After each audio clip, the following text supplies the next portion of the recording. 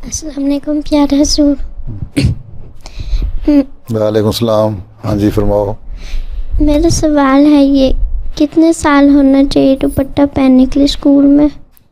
School में ये देखो, अगर तो तुम छोटी सी हो, दूली पतली तुम्हारे जैसी, तो तुम्हें पता नहीं लगता दुपट्टा पहने। स्कूल में अगर तुम्हें दुपट्टा पहनने की इजाज़त है तो पहन लो 11-12 साल की उम्र में।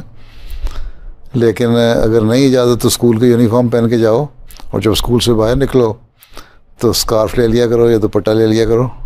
हैं, तुम्हारा जो असल चीज़ है शर्म और हया।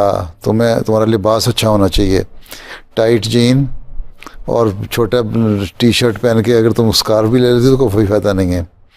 तुम्हारे कपड़े ऐसे होने चाहिए, पूरा ढका हो जिस्म, और लंबी कमीज़ होनी चाहिए।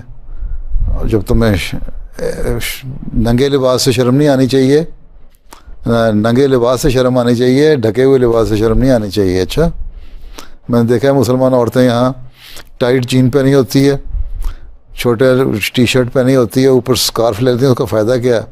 पर्दा तो नहीं होता, वो तो सारे नंगा नज़र आ रहा होता है। ठीक है, इसलिए स्कूल में तुम्हारा यूनिफॉर्म है, स्कूल में तो तुम नहीं कुछ कर सकती।